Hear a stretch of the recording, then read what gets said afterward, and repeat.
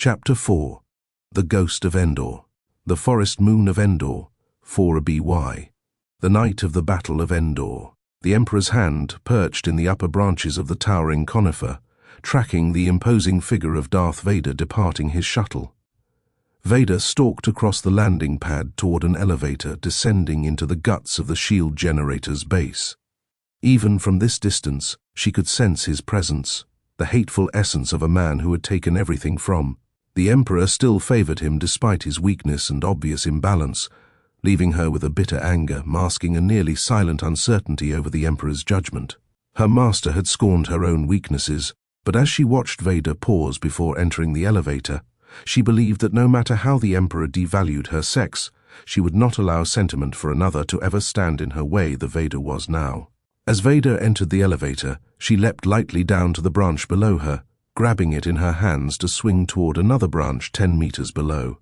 Carefully timing her leaps and swings, she worked her way down to the lowest branch, which still stood 50 meters above the fern-carpeted forest floor below.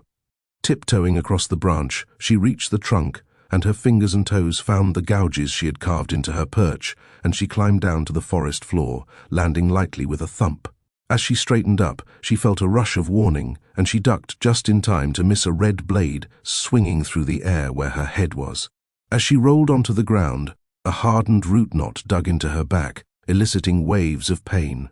She reached for her saber, only to have to roll back over the knot a second time as her assailant's red blade slashed at her head.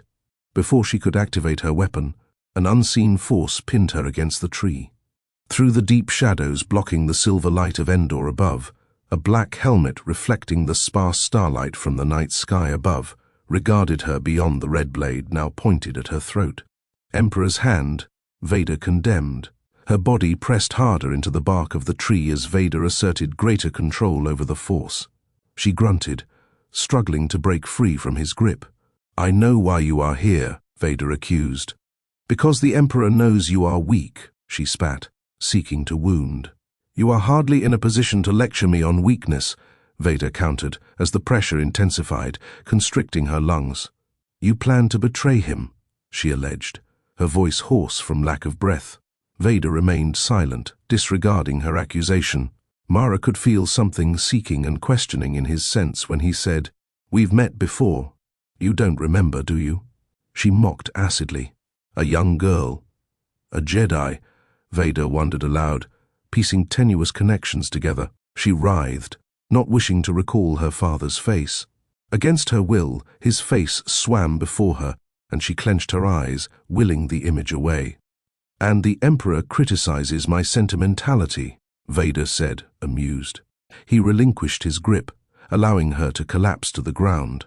"Soon, Luke Skywalker will be one of us," Vader said.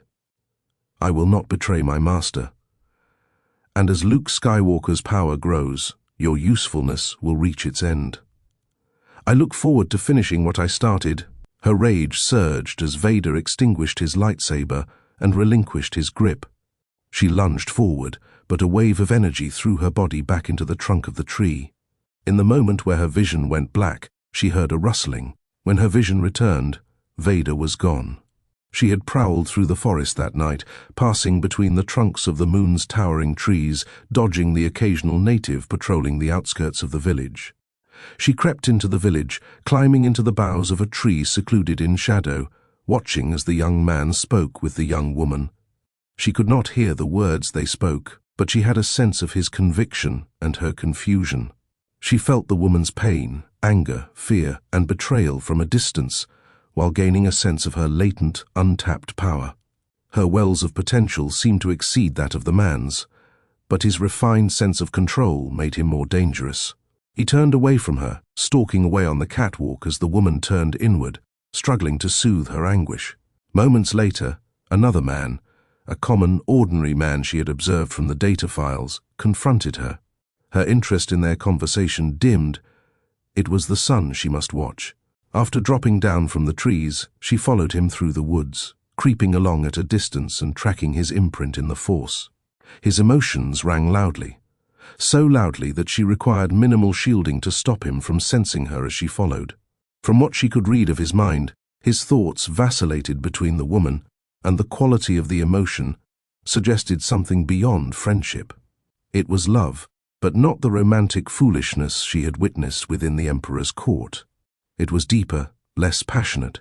She was, "Sister, the son of Skywalker is not the only one." 30 minutes later, the man reached the outskirts of the Imperial base, and a quartet of stormtroopers surrounded him.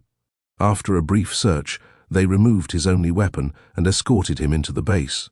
She shook the sleeve of her robe away from her wrist, revealing a small device strapped to her left hand. She keyed in a command, and a projected map of the base appeared. She reached out her senses, finding the young man's radiant emotionality moving through the base, and she tracked its imprint in the Force through the maze of corridors until he stopped. A second burst of emotion radiated from another familiar presence. The son of Skywalker had found his father. She keyed another command, then rifled through the various surveillance systems. Finding the correct one by her sense of their presence, she entered her unique override code, a privilege of her position as the Emperor's hand. A burst of static erupted in her earpiece, soon replaced by the audio feed from the corridor. "The Emperor has been expecting you," Vader's voice stated. "I know, Father," the young man said. His voice was calm, but she could feel his tension, even from this distance. "So you have accepted the truth," Vader replied, a hint of satisfaction in his voice. "I've accepted the truth that you were once Anakin Skywalker, my father," the boy said, a note of urgency in his voice. She felt the surge of anger and self-loathing as Vader replied, "That name no longer has any meaning for me." She felt the son's emotions surge, fueled by conviction and hope as he said, "It is the name of your true self. You've only forgotten. I know there is good in you. The Emperor hasn't driven it from you fully. That is why you couldn't destroy me. That's why you won't bring me to your Emperor now." She tensed at the ensuing silence, feeling the conflict roiling within Vader. As she anticipated that he would accept the boy's statement, she heard a snap hiss and saw the green light glowing from the corridor. "I see you have constructed a new lightsaber," Vader said appreciatively. The blade buzzed as it moved through the air, and Vader added, "Your skills are complete. Indeed, you are powerful, as the Emperor has foreseen." Moments later, the blade fell dormant as silence fell. The son responded, again with his conviction and hope, saying, "Come with me." The Emperor's hand felt a sense of Vader's sadness and longing, but those emotions quickly quenched under the weight of his obligation. "Obi-Wan once thought as you do." She tensed further in the silence, expecting the betrayal, before Vader spoke again. "You don't know the power of the dark side. I must obey my master. I will not turn, and you'll be forced to kill me," the son said, his voice hollow and haunted. Vader replied non-committally, saying, "If that is your destiny." The son's conviction surged once again, this time tinged with desperation, as he implored, "Search your feelings, Father. You can't do this. I feel the conflict within you. Let go of your hate." This time, there was no mistaking Vader's palpable sadness, and in a flash, she felt a fleeting sense of pity, followed by a surge of self-loathing that she could allow herself to sympathize with the man who murdered her family. "He deserves this pain," she assured herself. "It is too late for me, son. The Emperor will show you the true nature of the Force. He is your master now," Vader declared, and the same walls that he had used to hide his feelings before their confrontation on Coruscant emerged. The son's disappointment radiated through the Force, and in a resigned voice he said, "Then my father is truly dead." The sounds of stormtrooper boots on metal punctured the silence as Vader's minions led the son away. As he departed the room, she felt Vader's walls come down, revealing his supreme confusion. Mingled among his confusion was his hatred and his rage, mostly directed inward. Something undefined lingered beyond the emotion. His feelings had settled upon somebody else, producing a deep, profound sadness married to a burning self-hatred. The waves of emotion suddenly ceased as she belatedly recognized that she had been mirroring his emotion. The walls emerged suddenly, and she knew that he was aware of her proximity. The final emotion she sensed was akin to a warning, and before Vader left the hallway, she felt his anger and hatred emerge again. "My lord, my master," she thought to herself. seeking her connection with the Emperor. She waited, assuming he might be occupied and would need time to respond, but minutes passed without a response. She remained where she was, waiting patiently for the response from the Emperor and the opportunity to fully reveal his conflict. But after an hour, no response came. "My lord," she thought again, this time uncertainly and hesitantly. The retribution for interrupting him unnecessarily had always been swift and painful, but she felt it was critical that he know. Vader wavers. The sun is stronger than he, she thought. Again, a long period of silence without any response. As she considered the silence, she felt a strange emptiness, as if a part of her had been cut away, leaving behind a hole. She considered the emptiness, belatedly recognizing that the Emperor, who had always been there, a part of her mind as integral as her own sense of self, whispering his plans and desires when the moment necessitated action, had abandoned her for the intrigue the sun presented. The recognition stoked fear that threatened to build panic. For over a decade she had habituated to feeling his presence somewhere within her, and while he was capricious, vindictive, and punitive, it also kept her loneliness at bay. The loneliness rushed into the vacuum, and as her panic mounted, she thought again, "My lord, he will betray you." The Emperor's presence rushed back into her consciousness, laced with contempt and impatience. "Go to the moon of Kefbir. Remain there. Do not interfere." Grasping at his presence within her mind, she said urgently, "Vader is going to betray you." But no answer followed, only silence.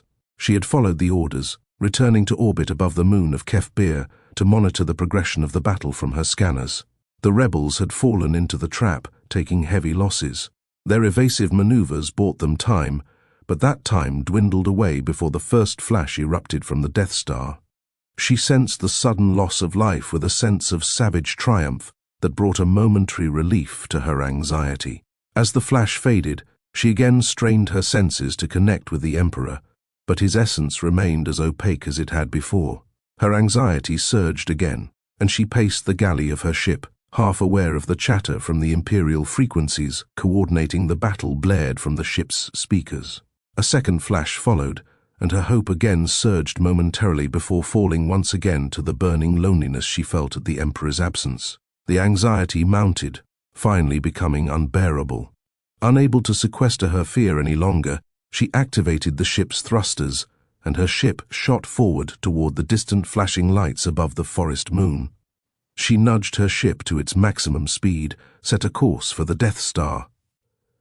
The lights ahead brightened as she neared the battle, and her concern deepened as the Death Star ceased firing.